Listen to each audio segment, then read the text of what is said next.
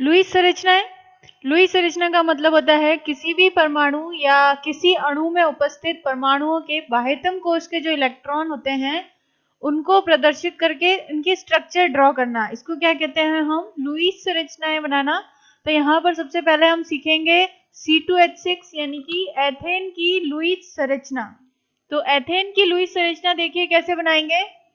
Ethane जो है उसका स्ट्रक्चर इस तरह से होता है कि दो कार्बन जो होते हैं वो एक दूसरे से सिंगल बॉन्ड से अटैच है और 6 हाइड्रोजन अटैच है। मतलब कि हर कार्बन जो है वो कितने बॉन्ड बना सकता है, टोटल 4 बॉन्ड बना सकता है, क्योंकि कार्बन 14वें वर्ग का तत्व है और उनकी संयोजकता क्या होती है, 4 होती है।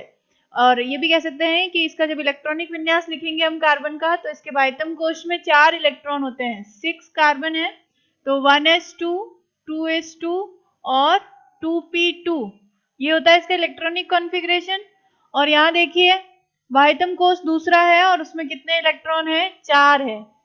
तो इसीलिए कार्बन की संयोजकता कितनी होती है, 4 होती है, यानी कि वो 4 इलेक्ट्रॉनों का साझा कर सकता है। इसलिए आप जब भी कार्बन का कोई यौगिक बनाएंगे तो उसमें आपको ध्यान रखना है कि कार्बन की संयोजकता केवल 4 होनी चाहिए, यानी कि कार्बन केवल 4 बॉन्ड बनाएगा, ना तो 4 से ज्यादा बनाएगा और ना ही 4 से कम बनाएगा। अगर आप जिसकी जितनी संयोजकता है उतने बॉन्ड बनाने का ध्यान रखेंगे तो आपके स्ट्रक्चर हमेशा क्या रहेंगे, सही रहेंगे।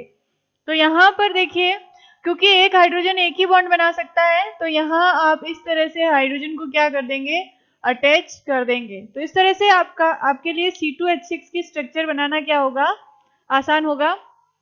अब सपोज आपने C2H6 की स्ट्रक्चर बना दी और आप स्ट्रक्चर से लुईस संरचना बनाने जा रहे हैं, तो आपको क्या करना है, यहाँ पर हमेशा ध्यान रखना है कि एक सिंगल बॉन्ड जो होता है वो 2 इलेक्ट्रॉन का बना होता है, और क्योंकि ये एक सहसंयोजक यौगिक है जहाँ इलेक्ट्रॉनों का साझा हुआ है, तो यहाँ पर देखिए आप क्या करेंगे, एक तो ये ध्यान रखना है कि एक बॉन्ड में 2 इलेक्ट्रॉन होते हैं और उन 2 इलेक्ट्रॉन में से एक इलेक्ट्रॉन आता है इस कार्बन से और एक इलेक्ट्रॉन आता है इस कार्बन से।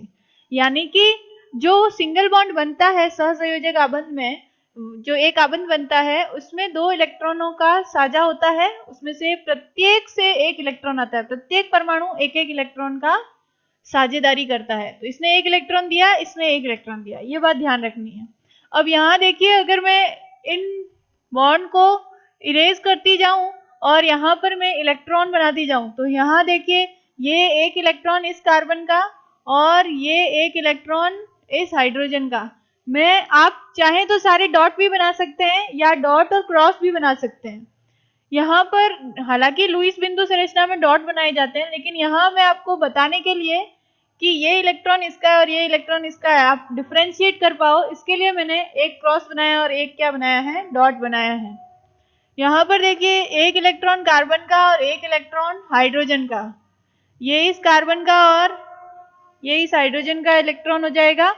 यहाँ पर भी आपने ये बॉन्ड इरेज करते जाने हैं और आपको इलेक्ट्रॉन शो करने हैं। तो यहाँ इस कार्बन का और ये हो गया हाइड्रोजन का, ये कार्बन का, ये हाइड्रोजन का, ये कार्बन का और ये हाइड्रोजन का। तो इस तरह से देखिए ये बन गई इसकी लुईस बिंदु संरचना। अब आपको पता है कि हाइड्रोजन का जो निकटतम अक्रिय गैस है वो हीलियम है, और हीलियम के पास केवल 2 ही इलेक्ट्रॉन होते हैं। तो यहाँ पर हाइड्रोजन जो है उसके भी पास अब एक एक इलेक्ट्रॉन का साझा करने से हीलियम के समान 2 इलेक्ट्रॉन हो गए। तो सिर्फ एक हाइड्रोजन है जिसका ड्यूप्लेट कंप्लीट होता है, तो उसको अक्रिय गैस इलेक्ट्रॉनिक विन्यास प्राप्त हो जाता है, और बाकी सबका क्या होगा, ऑक्टेट कंप्लीट होगा। तो यहाँ ये इस हाइड्रोजन का ड्यूप्लेट है जिसमें हाइड्रोजन होगा और उसका खुद का इलेक्ट्रॉन और साझे का इलेक्ट्रॉन, बस ये होने चाहिए, कार्बन को अंदर नहीं लेना है आपको। इस तरह से ड्यूप्लेट ड्रॉ करना है आपको हाइड्रोजन का, इसको क्या कहते हैं, ड्यूप्लेट। ठीक है, अब आपको कार्बन का ऑक्टेट ड्रॉ करना है, तो कार्बन के ऑक्टेट में क्या होना चाहिए, कार्बन के 4 इलेक्ट्रॉन होने चाहिए और 4 साझे के इलेक्ट्रॉन होने चाहिए। तो टोटल कितने हो जाएंगे, 8। तो इस तरह से आप इन 8 इलेक्ट्रॉन और कार्बन को लेकर कार्बन का ऑक्टेट ड्रॉ करेंगे। देखिए इसमें क्या है, सिर्फ एक कार्बन है और 1 2 3 4 5 6 7 8 उसके इलेक्ट्रॉन है, 4 उसके खुद के और 4 साझे के। साझे के इलेक्ट्रॉन जो होते हैं वो दोनों परमाणुओं के साथ काउंट हो जाते हैं। तो यहाँ पर देखिए ये कार्बन है, इसका भी ऑक्टेट ड्रॉ करेंगे आप इस तरह से, और ये हो गई C2H6 की लुईस संरचना। इस तरह से आप लुईस संरचना ड्रॉ कर सकते हैं। नेक्स्ट है आपको कार्बोनेट आयन की ड्रॉ करनी है। तो आपको कार्बोनेट आयन का पहले क्या पता होना चाहिए, स्ट्रक्चर पता होना चाहिए। तो सबसे पहले आप क्या करेंगे, कार्बोनेट आयन का स्ट्रक्चर ड्रॉ करने के लिए CO3 2 नेगेटिव, आपको कार्बोनेट का प्रतीक याद करना है। यहां पर देखिए कार्बोनेट जो आयन है उसकी अगर आपको लुईस बिंदु संरचना बनानी है तो सबसे पहले आप क्या करेंगे, कार्बन लिया आपने और आपको 3 ऑक्सीजन अटैच करनी है। तो पहले तो आप क्या करो, एक एक बॉन्ड से ऑक्सीजन अटैच कर लो, इस तरह से बना दिया आपने। अब आप ये सोचो कि कार्बन की संयोजकता 4 होती है, तो कार्बन कितने बॉन्ड बना सकता है, मैक्सिमम 4 ही बना सकता है। तो आप तीनों में से किसी एक ऑक्सीजन के साथ इसका एक और बॉन्ड बना लो, तो यहाँ पर क्या हो जाएगा, कार्बन की संयोजकता अब पूरी हो गई है। लेकिन यहाँ आप देखेंगे कि ऑक्सीजन की संयोजकता जो है वो कंप्लीट नहीं हुई है, क्योंकि ऑक्सीजन की संयोजकता 2 होती है। ठीक है, ऑक्सीजन 16वें वर्ग का तत्व है, उसके बाह्यतम कोश में 6 इलेक्ट्रॉन होते हैं और उसको ऑक्टेट कंप्लीट करने के लिए 2 इलेक्ट्रॉनों की और जरूरत होती है। तो उसकी संयोजकता कितनी हो गई, 2 हो गई। तो यहाँ पर ऑक्सीजन के कितने बॉन्ड होने चाहिए, 2 बॉन्ड होने चाहिए। लेकिन यहाँ पर देखिए इस ऑक्सीजन के तो 2 बॉन्ड कंप्लीट हो गए, लेकिन इस ऑक्सीजन के 2 बॉन्ड कंप्लीट नहीं हो रहे। तो यहाँ देखो ऑक्सीजन पर -2 चार्ज था, ठीक है, 2 संयोजकता होती है तो चार्ज क्या होता है, ऑक्साइड आयन पे -2 होता है, उसमें से इसने एक तो बॉन्ड बना लिया, तो उसका एक जो -1 चार्ज है वो तो खत्म हो गया, लेकिन अब -1 चार्ज रह जाएगा इस पर। ये बात समझ में आई होगी, क्योंकि ऑक्सीजन की संयोजकता क्या थी, -2, मतलब उसकी चार्ज -2 था, उसने एक बॉन्ड बना लिया तो उसका एक -1 तो खत्म हो गया और एक -1 इस पर रह जाएगा। तो इस तरह से इन दोनों ऑक्सीजन पर माइनस चार्ज रह जाएगा। तो आपको यही चार्ज जो है ये कहाँ शो करना है, इस कॉम्प्लेक्स पर शो करना है, मतलब पूरा CO3 जो है उस पर ही क्या चार्ज है, 2 नेगेटिव चार्ज है। अब आपको इसकी क्या बनानी है, लुईस संरचना बनानी है। ये तो आपको स्ट्रक्चर पता चल गई, कार्बोनेट आयन की क्या स्ट्रक्चर होती है। ये 2 नेगेटिव चार्ज इस पर क्यों आए, क्योंकि ये उदासीन नहीं है। उदासीन क्यों नहीं है, क्योंकि यहाँ ऑक्सीजन की वैलेंसी कंप्लीट नहीं हो रही है, संयोजकता जो है वो पूरी नहीं हो रही है, तो इस पर चार्ज रह गया। ठीक है, अब आपको इसकी लुईस बिंदु संरचना बनानी है, तो आपको ध्यान क्या रखना है कि कार्बन के बाह्यतम कोश में कितने इलेक्ट्रॉन होते हैं, 4, क्योंकि लुईस बिंदु संरचना में केवल हम बाह्यतम कोश के इलेक्ट्रॉन ही शो करते हैं, ये याद रखना है, क्योंकि बाह्यतम कोश के इलेक्ट्रॉन ही बॉन्ड बनाने में पार्टिसिपेट कर सकते हैं, अंदर वाले कोश के इलेक्ट्रॉन बॉन्ड बनाने में पार्टिसिपेट नहीं करते हैं। इसलिए हम लुईस बिंदु संरचना में केवल बाह्यतम कोश के इलेक्ट्रॉनों को ही प्रदर्शित करते हैं। तो यहाँ आपको क्या करना है, कार्बन के 4 इलेक्ट्रॉन, ये ध्यान रखना है, कार्बन के कितने इलेक्ट्रॉन होंगे, 4 इलेक्ट्रॉन, और प्रत्येक ऑक्सीजन के पास कितने इलेक्ट्रॉन होंगे, उसके बाह्यतम कोश में 6 इलेक्ट्रॉन, और बाहर से लिए हुए 2 इलेक्ट्रॉन, 2 नेगेटिव चार्ज का मतलब बाहर से उसने 2 इलेक्ट्रॉन लिए हैं, तो वो 2 इलेक्ट्रॉन। तो टोटल जब आप लुईस बिंदु संरचना बनाएंगे तो उसमें कितने इलेक्ट्रॉन शो होने चाहिए, 6, 7, 8। यहाँ पर एक ऑक्सीजन के 6 हैं, तो 3 ऑक्सीजन के कितने हो जाएंगे, 6, 12 और 7 18, तो टोटल ये 18 इलेक्ट्रॉन हो जाएंगे, 3 ऑक्सीजन है इसलिए, और 2 ये 2 नेगेटिव चार्ज की वजह से 2 इलेक्ट्रॉन, और एक ही कार्बन है तो उसका 4 इलेक्ट्रॉन, 18, 19, 20, 21, 22, 23, 24। तो टोटल आपके लुईस बिंदु संरचना में कितने इलेक्ट्रॉन होने चाहिए, 24 इलेक्ट्रॉन शो हो जाने चाहिए। इस तरह से आपको इसकी स्ट्रक्चर बनानी है। तो आप क्या करेंगे, यहाँ पर सबसे पहले कार्बन लेंगे। अब यहाँ देखिए कार्बन ने एक इलेक्ट्रॉन यहाँ दिया, एक इलेक्ट्रॉन यहाँ दिया, एक इलेक्ट्रॉन यहाँ और एक इलेक्ट्रॉन यहाँ दिया, तो टोटल 1, 2, 3 और 4 हो गए। तो यहाँ देखिए मैं कार्बन के इलेक्ट्रॉन इस तरह से ड्रॉ कर रही हूँ, 1, 2, 3 और 4, ये 4 इलेक्ट्रॉन हो गए। अब इस ऑक्सीजन ने यहाँ पर 2 इलेक्ट्रॉन दिए और हर ऑक्सीजन के पास कितने इलेक्ट्रॉन है, 6, तो इसके 2 इलेक्ट्रॉन ये रहे, 3, 4, 5 और 6, इस तरह से ध्यान रखते हुए। फिर यहाँ ऑक्सीजन है, यहाँ पर इसने 1 इलेक्ट्रॉन दिया और होते कितने हैं, 6 होते हैं, तो 1, 2, 3, 4, 5 और 6, ठीक है। इसी तरह से इस ऑक्सीजन को बनाएंगे, यहाँ इसने 1 इलेक्ट्रॉन दिया, तो 1, 2, 3, 4, 5 और 6। अब आपको क्या करना है कि ये जो 2 नेगेटिव चार्ज है, एक नेगेटिव का मतलब 1 इलेक्ट्रॉन होता है, 2 नेगेटिव का मतलब 2 इलेक्ट्रॉन, तो आपने इस ऑक्सीजन का ऑक्टेट देखो अभी कंप्लीट नहीं हुआ है, क्योंकि 1 2 3 4 5 6 और 7 इलेक्ट्रॉन ही है। इसके पास भी कितने हैं? 1 2 3 4 5 6 7 इलेक्ट्रॉन है। तो होता क्या है कि लुईस बिंदु संरचना जब बनती है तो उसमें इस तरह से साझेदारी होती है कि हर एटम का ऑक्टेट कंप्लीट हो जाना चाहिए। तो इसीलिए यहाँ पर दो नेगेटिव जो चार्ज है उसका एक इलेक्ट्रॉन आप यहाँ बनाएंगे और एक इलेक्ट्रॉन यहाँ बनाएंगे।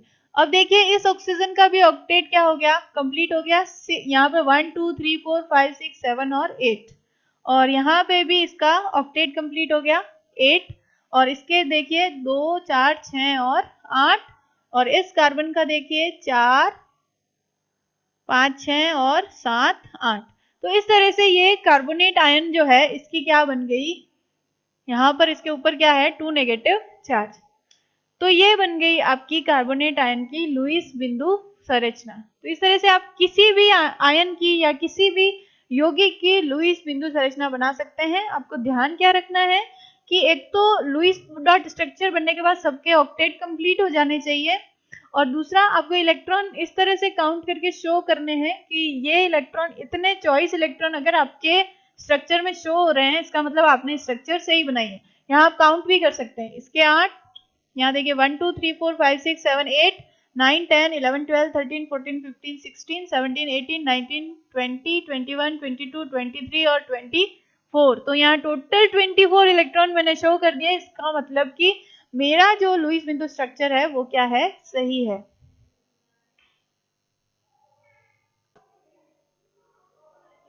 नेक्स्ट स्ट्रक्चर जो है वो है कार्बन मोनोऑक्साइड का, और ये क्वेश्चन बहुत पूछा जाता है कि कार्बन मोनोऑक्साइड की लुईस संरचना बनाइए। तो यहाँ पर कार्बन मोनोऑक्साइड CO एक कार्बन है और एक ऑक्सीजन है। आपको इसकी लुईस डॉट स्ट्रक्चर किस तरह से बनानी है कि कार्बन के बाह्यतम कोश में कितने इलेक्ट्रॉन होते हैं? 4, और ऑक्सीजन के बाह्यतम कोश में कितने इलेक्ट्रॉन होते हैं? 6। तो टोटल इलेक्ट्रॉन कितने हुए? 10। तो आपको इसकी लुईस डॉट स्ट्रक्चर में 10 इलेक्ट्रॉन शो करने हैं, और वो भी इस तरह से कि दोनों एटम का क्या हो जाना चाहिए? ऑक्टेट कंप्लीट हो जाना चाहिए। तो यहाँ आप क्या करेंगे? कार्बन लिखा आपने और ये ऑक्सीजन लिखा। तो जनरली आपको क्या करना है कि कार्बन के पास तो 4 इलेक्ट्रॉन थे, तो ये 1 2 3 और 4, ये कार्बन के कितने हो गए? 4 इलेक्ट्रॉन। अब यहाँ पर ऑक्सीजन जो है, यहाँ पर ऑक्सीजन जो है इसके पास कितने इलेक्ट्रॉन है? 6। तो यहाँ देखिए 1 2 3 4 और 5 और 6, ये ऑक्सीजन। यहाँ पर क्या होता है? कार्बन और ऑक्सीजन के पास 2 इलेक्ट्रॉन, तो इसके दो जो बॉन्ड है वो तो सहसंयोजक आबंध बने हुए होते हैं। सहसंयोजक आबंध वो आबंध होता है जिसमें प्रत्येक जिन दो परमाणुओं के बीच में सहसंयोजक आबंध बना है उसमें जो इलेक्ट्रॉनों की साझेदारी होती है वो इस तरह से होती है कि प्रत्येक परमाणु एक एक इलेक्ट्रॉन का योगदान देता है। जैसे कि ये जब 2 बॉन्ड बने तो इस कार्बन ने भी 2 इलेक्ट्रॉन दिए और इस ऑक्सीजन ने भी 2 इलेक्ट्रॉन दिए। लेकिन एक स्पेशल टाइप का बॉन्ड होता है जिसे हम कहते हैं उप सहसंयोजक बंध, और जो उप सहसंयोजक बंध होता है वो एक स्पेशल टाइप का सहसंयोजक बंध है जिसमें साझेदारी तो होती है इलेक्ट्रॉन की, लेकिन साझे के इलेक्ट्रॉन एक ही एटम से आते हैं। तो यहाँ जो ये तीसरा बॉन्ड बन रहा है इनके बीच में, उसमें साझे के दोनों इलेक्ट्रॉन कौन दे रहा है? ऑक्सीजन दे रहा है, कार्बन नहीं दे रहा है। तो यहाँ साझे के दोनों इलेक्ट्रॉन ऑक्सीजन दे रहा है, इसलिए ये वाला जो बॉन्ड है ये कैसा बॉन्ड है? उप सहसंयोजक बॉन्ड है। उप सहसंयोजक बंध कहते हैं इसको जब दोनों साझेदारी में दोनों इलेक्ट्रॉन एक ही परमाणु से आए, दोनों समान तरीके से आए, इसने एक दिया इसने एक दिया, तब तो बनेगा सहसंयोजक आबंध। लेकिन अगर साझे में दोनों इलेक्ट्रॉन एक ही परमाणु से आए तो उसे हम उप सहसंयोजक बंध कहते हैं, और उसको हम एरो से प्रदर्शित करते हैं। और एरो का साइन जो होता है उसमें तीर का निशान किस तरह से आपको बनाना है कि दाता से ग्राही की तरफ। इसने इलेक्ट्रॉन दिया तो ये क्या हो गया? दाता, और इसने इलेक्ट्रॉन लिया तो ये क्या हो गया? ग्राही। तो हमेशा ध्यान रखना है उप सहसंयोजक बंध का एरो का निशान इस तरह से बनाना है कि वो दाता से ग्राही की तरफ होना चाहिए। तो आप इस तरह से ये एरो प्रदर्शित करेंगे, और यहाँ अब इसके पास कितने हो गए? 2 इलेक्ट्रॉन, और इसके पास 2 इलेक्ट्रॉन। तो यहाँ देखिए अब 6 + 2 इसका भी ऑक्टेट कंप्लीट हो गया, और 6 + 2 इसका भी ऑक्टेट क्या हो गया? कंप्लीट हो गया। तो ये है कार्बन मोनोऑक्साइड की लुईस स्ट्रक्चर।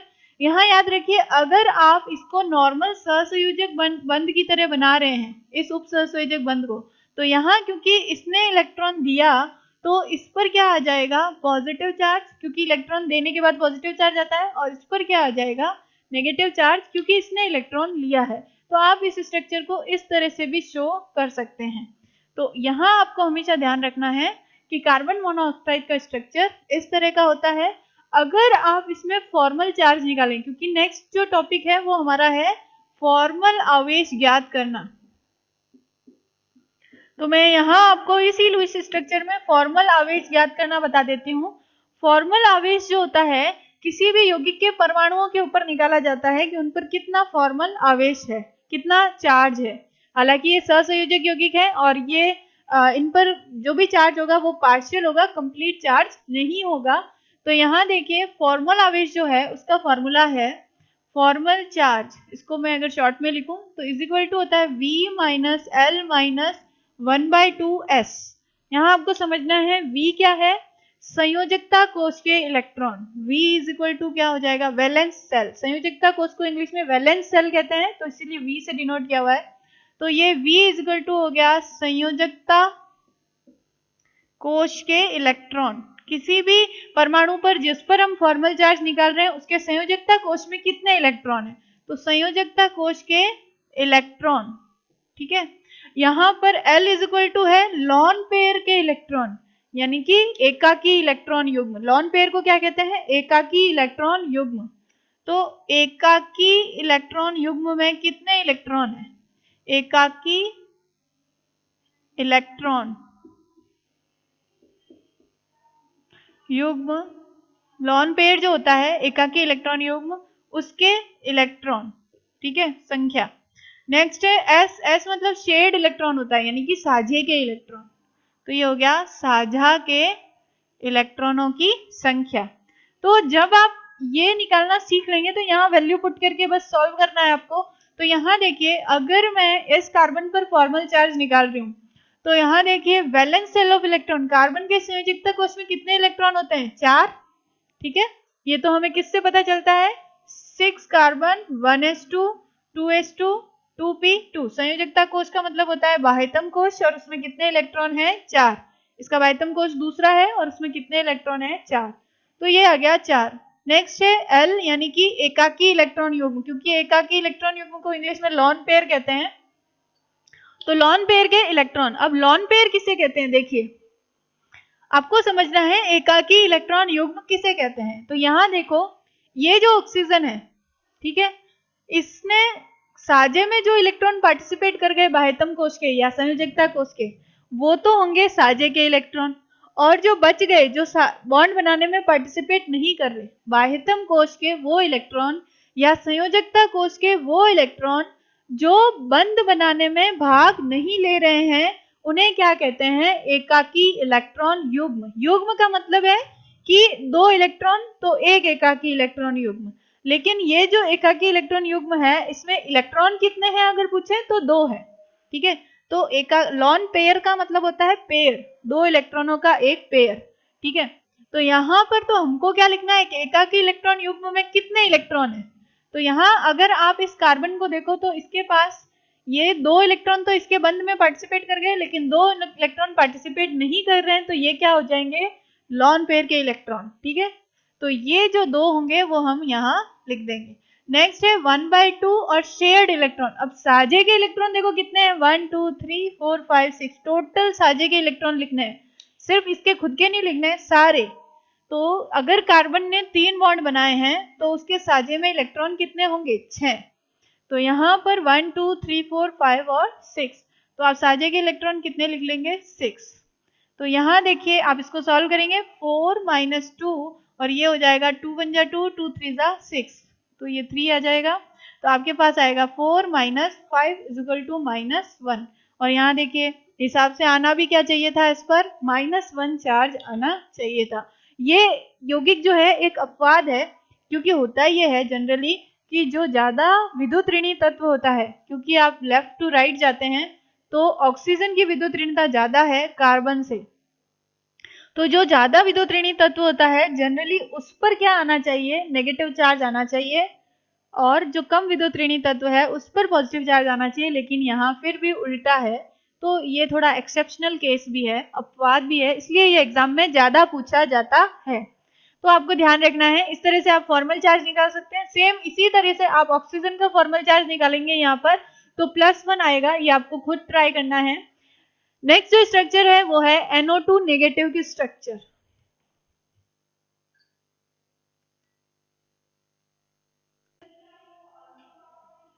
तो NO2 नेगेटिव का स्ट्रक्चर आप कैसे ड्रॉ करेंगे? NO2 नेगेटिव, तो यहाँ पर आप देखिए N जो है नाइट्रोजन, वो 15वें वर्ग का तत्व है, और जो भी 15वें वर्ग के तत्व होते हैं, जैसे 7 नाइट्रोजन है, आप इसका इलेक्ट्रॉनिक कॉन्फ़िगरेशन लिखेंगे 1s2, 2s2 और 2p3, 3, 4, 5, 6 और 7। तो इसके बाह्यतम कोश में कितने इलेक्ट्रॉन हैं? 5।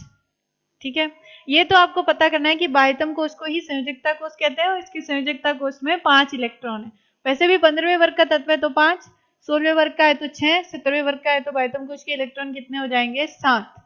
तो इस तरह से भी आप याद रख सकते हैं। तो पहले तो हम इलेक्ट्रॉन काउंट कर लेते हैं। तो नाइट्रोजन के कितने हो जाएंगे? 5 इलेक्ट्रॉन बाह्यतम कोश के। एक ऑक्सीजन के 6 होते हैं, 2 ऑक्सीजन के कितने हो जाएंगे? 6 और 6 12, और यहाँ पर -1 का मतलब है एक और इलेक्ट्रॉन। तो टोटल आपको लुईस डॉट स्ट्रक्चर में कितने इलेक्ट्रॉन शो करने हैं? 12, 13, 14, 15, 16, 17 और 18 इलेक्ट्रॉन। तो आपको ये 18 इलेक्ट्रॉन यहाँ पर क्या करने हैं? प्रदर्शित करने हैं। ठीक है, अब आप एक बार तो रफ ड्रॉ करके देखेंगे कि NO2 नेगेटिव का क्या स्ट्रक्चर हो सकता है। तो उसमें आपको ध्यान रखना है कि नाइट्रोजन जो होती है इसकी संयोजकता 3 होती है, ये 3 ही बॉन्ड बना सकता है। क्यों? क्योंकि इसके बाह्यतम कोश में 5 इलेक्ट्रॉन है, और संख्या 8 करने के लिए, यानी अष्टक पूरा करने के लिए इसको 3 और इलेक्ट्रॉनों की जरूरत है। तो नाइट्रोजन 3 इलेक्ट्रॉनों का ही साझा कर पाएगा, और जितने इलेक्ट्रॉनों का साझा कर पाएगा उतनी उसकी संयोजकता होगी, और वो बॉन्ड भी उतने ही बना पाएगा। तो नाइट्रोजन टोटल कितने बॉन्ड बना पाएगा? 3 ही बॉन्ड बना पाएगा। तो यहाँ आप क्या करेंगे? 2 ऑक्सीजन है तो पहले तो आप सिंगल बॉन्ड से दोनों को अटैच कर दो।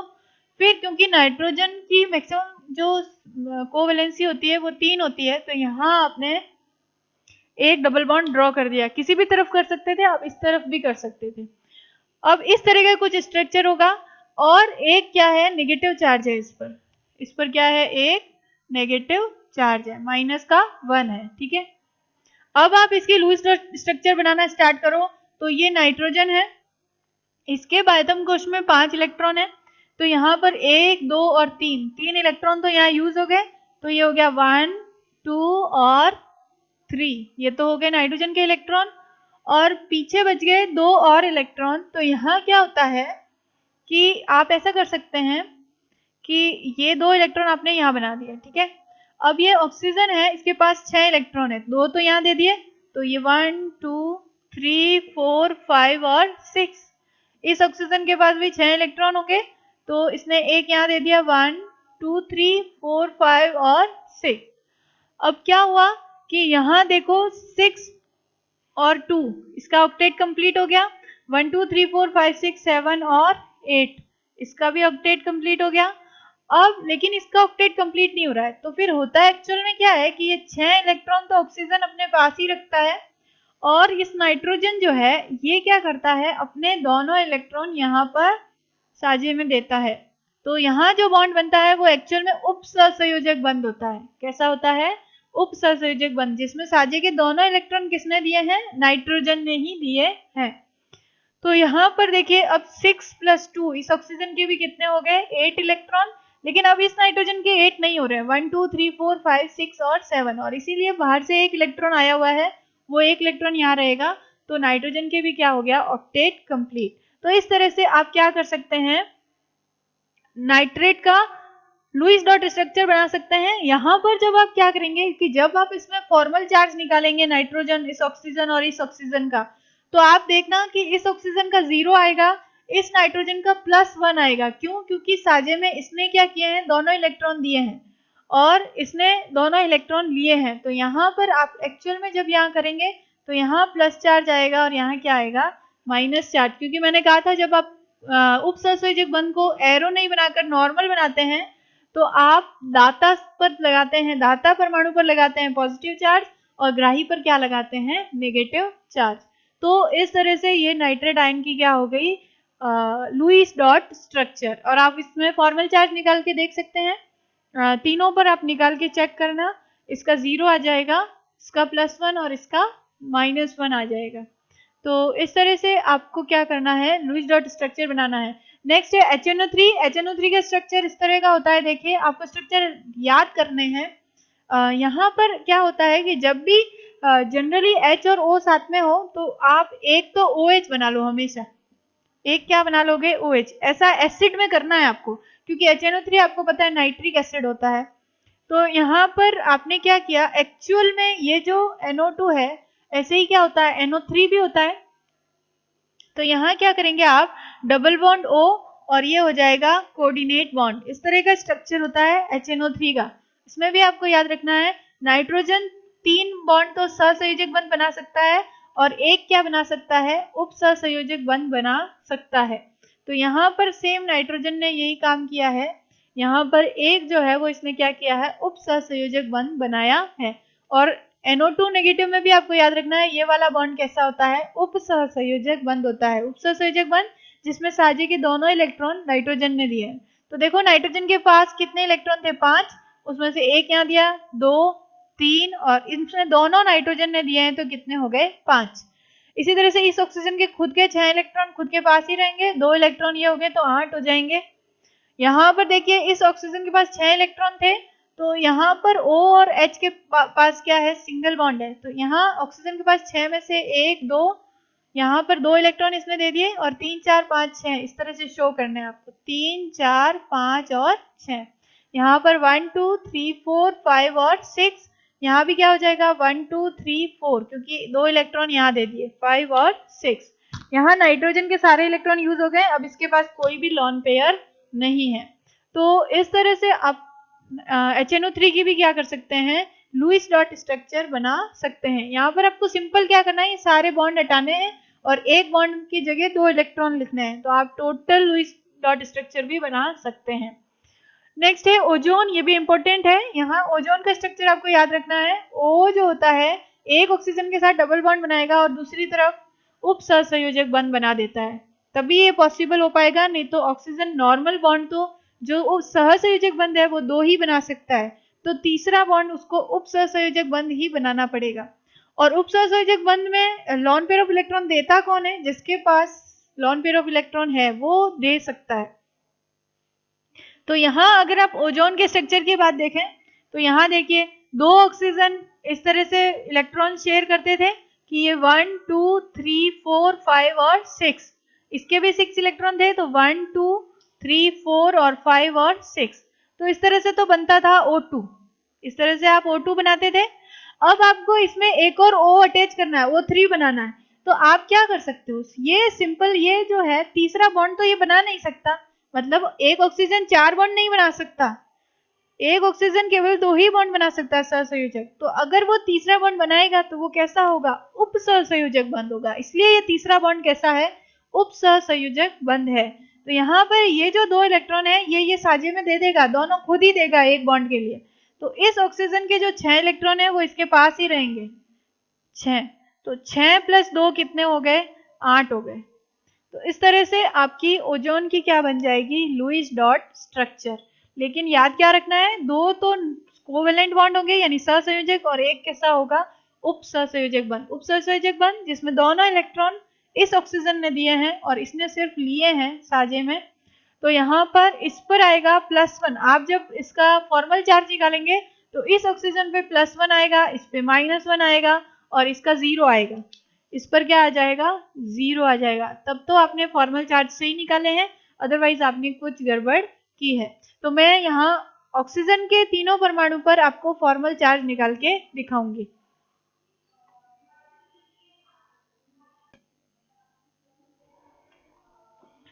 तो ओजोन का स्ट्रक्चर इस तरह से आपको याद रखना है कि पहले आप O2 का स्ट्रक्चर बना लेंगे, O डबल बॉन्ड O, और उसके बाद आप तीसरा ऑक्सीजन जो है वो उपसहसंयोजक बंध से अटैच कर देंगे। अगर आपको ये याद रहेगा तो आप इसकी लुईस डॉट स्ट्रक्चर इजीली बना सकते हैं। अब तो सिंपल आपको क्या करना है, दोनों ऑक्सीजन बनानी है। ये तीसरी ऑक्सीजन बना दी। आपको याद रखना है यहाँ दोनों ने सहसंयोजक बंध बनाया, मतलब 2 इलेक्ट्रॉन इसने दिए हैं और 2 इलेक्ट्रॉन इस ऑक्सीजन ने दिए हैं। तो 2 इसने दे दिए तो पीछे बचे 3, 4, 5 और 6। इसी तरह से इस ऑक्सीजन के पास भी 6 इलेक्ट्रॉन होंगे, तो इसने 2 तो यहाँ दे दिए और 2 इधर दे दिए, क्योंकि इसमें दोनों इलेक्ट्रॉन किसने दिए हैं, इसी ऑक्सीजन ने दिए हैं। तो 2 और 2 4 और इसके पास यहाँ बच जाएंगे 6। अब इस ऑक्सीजन ने कोई इलेक्ट्रॉन नहीं दिया, क्योंकि यहाँ दोनों इलेक्ट्रॉन इस ऑक्सीजन ने दिए हैं, तो इसके खुद के 6 इलेक्ट्रॉन इसके पास ही रहेंगे। तो इस तरह से बन जाएगा ओजोन का स्ट्रक्चर। और जनरली एग्जाम में ओजोन की फॉर्मल चार्ज पूछ लेते हैं प्रत्येक ऑक्सीजन पर। क्वेश्चन क्या आएगा कि ओजोन जो अणु है इसमें प्रत्येक ऑक्सीजन पे फॉर्मल चार्ज निकालिए या ज्ञात कीजिए। तो यहाँ पर देखिए ये सबका ऑक्टेट कंप्लीट हो गया, 4, 5, 6, 7, 8 आप देख सकते हैं। यहाँ अब आपको फॉर्मल चार्ज निकालना है, तो मैं जनरली क्योंकि तीनों ऑक्सीजन है तो एक को A मान लेती हूँ, एक को B और एक को C, यानी कि ऑक्सीजन A पर फॉर्मल चार्ज या फॉर्मल आवेश इज इक्वल टू, फॉर्मूला क्या था, V minus L minus 1/2S। तो यहाँ देखिए वैलेंस शेल ऑफ इलेक्ट्रॉन मतलब संयोजकता कोष के इलेक्ट्रॉन, तो कोई भी ऑक्सीजन हो सबके संयोजकता कोष में 6 ही इलेक्ट्रॉन होते हैं। तो यहाँ पर हो जाएंगे 6 minus lone pair of electron, इस ऑक्सीजन, हम इस ऑक्सीजन की बात कर रहे हैं, तो यहाँ लॉन पेयर कितने हैं, वो इलेक्ट्रॉन जो बॉन्ड बनाने में पार्टिसिपेट नहीं कर रहे, तो ये तो बंध में पार्टिसिपेट कर रहे हैं। ये 1 2 3 4 ये पार्टिसिपेट नहीं कर रहे, तो लॉन पेयर के इनको कहते हैं एकाकी इलेक्ट्रॉन युग्म। तो ये कितने हैं, 2 युग्म है, तो इलेक्ट्रॉन कितने होंगे, 4। तो 1 2 3 4 इलेक्ट्रॉन लॉन पेयर के हैं। 1/2S शेयर्ड इलेक्ट्रॉन मतलब ये साझे के इलेक्ट्रॉन, तो 1 2 3 4 साझे के इलेक्ट्रॉन कितने हैं, 4। अब सॉल्व कर दो, 2 1 जा 2, 2 2 जा 4, यहाँ आ जाएगा 6 माइनस 6 इज इक्वल टू 0। मैंने कहा था इसका 0 आएगा, इसने इलेक्ट्रॉन दिए हैं तो इस पे +1 आएगा और इस पर -1 आएगा। तो यहाँ मैं ऑक्सीजन B पर फॉर्मल चार्ज निकाल रही हूँ, तो ये भी देखो V minus L minus 1/2S, valence shell 6 होते हैं। यहाँ पर लॉन पेयर देखो, यहाँ पर इसके 4 इलेक्ट्रॉन यूज हो चुके हैं, तो एकाकी इलेक्ट्रॉन युग्म के इलेक्ट्रॉन केवल कितने हैं, 2 है, तो यहाँ 2 आ जाएगा। 1/2 शेड इलेक्ट्रॉन देखो 1 2 3 4 4 तो इधर साझा हुआ है और 2 इधर हुआ है, तो टोटल इलेक्ट्रॉन शेड कितने हो गए, 6। तो 2 1 जा 2, 2 3 जा 6, तो यहाँ आ जाएगा 6 minus 5 is equal to minus, यहाँ पर आपका आ जाएगा प्लस का 1, 6 माइनस 5 इज इक्वल टू +1। तो मैंने कहा था बीच वाले ऑक्सीजन पर क्या आएगा, +1 चार्ज आएगा।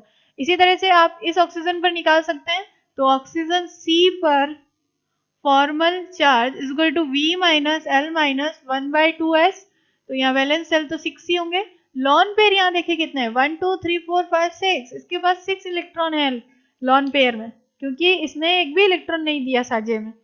तो 1 2 3 4 5 6, तो लॉन पेयर 6 हो जाएंगे। शेड इलेक्ट्रॉन कितने हैं, केवल 2, तो ये हो गए 2। तो 2 1 जा 2, 2 1 जा 2, यहाँ देखिए क्या आएगा, 6 माइनस 7 आएगा और माइनस का 1। तो इस तरह से आप फॉर्मल चार्ज की गणना कर सकते हैं।